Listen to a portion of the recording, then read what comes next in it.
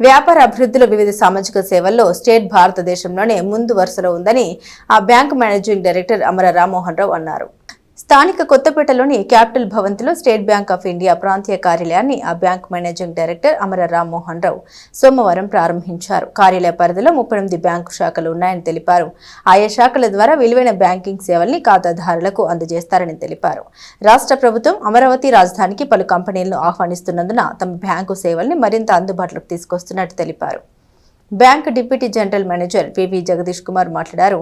తాను ప్రాంతీయ అధికారిగా పనిచేసినప్పుడు అధికారులు సిబ్బంది సహకారంతో ఖాతాదారులకు నాణ్యమైన సేవల్ని సమర్థవంతంగా అందించినట్లు గుర్తు చేశారు.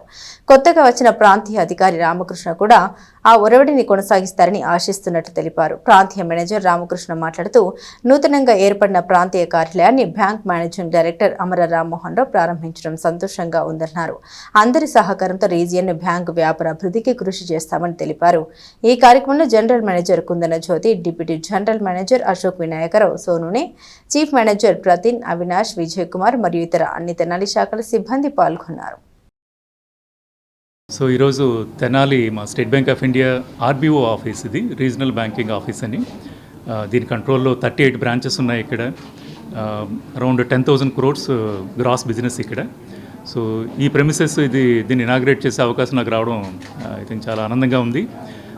సో దీని ఉద్దేశం ఏంటంటే బ్యాంకు ఈ ఏరియాలో పర్టికులర్గా కరెంట్ స్టేట్ గవర్నమెంట్ ఎంతో ప్రోగ్రెసివ్ పాలసీస్ ఉన్నాయి, ఎన్నో ఇన్వెస్ట్మెంట్స్ కూడా అట్రాక్ట్ చేస్తున్నారు. ఈ అవకాశాలని అందిపుచ్చుకొని ఇవి లెవరేజ్ చేసుకుంటూ బ్యాంకు కూడా ఈ ఎకనామిక్ డెవలప్మెంట్కి అభివృద్ధి తోడ్పాటు అందిస్తుంది. ఆ అవకాశాలను సద్వినియోగం చేసుకోవడం కోసం అడ్మినిస్ట్రేటివ్ పరంగా ఈ ఆఫీస్ ఉంటుంది. దీని జ్యూరిస్డిక్షన్ 4 క్లస్టర్స్. ఇది ఈ లోకల్ తెనాలి క్లస్టరు, పొన్నూరు, బాపట్ల, రేపల్లె, ఈ 4 క్లస్టర్స్ వీళ్ళ కంట్రోల్లో ఉంటాయి. సో మా ఉద్దేశం ఏంటంటే అన్ని రకాల సెగ్మెంట్స్లో, అది అగ్రికల్చర్ అవ్వచ్చు, లేకపోతే ఎంఎస్ఎంఈ అవ్వచ్చు, లేకపోతే ఇండివిజువల్ పర్సనల్ సెగ్మెంట్ అవ్వచ్చు, అన్ని సెగ్మెంట్స్లో కూడా డిపాజిట్లకి పరంగా కానీ లేకపోతే లోన్ల పరంగా కానీ ఇంక్లూడింగ్ గవర్నమెంట్ స్పాన్సర్డ్ స్కీమ్స్ని కూడా ముందుకు తీసుకెళ్తూ లబ్ధిదారులకి అందరికీ ప్రయోజనం కలుగ చేయాలని చెప్పి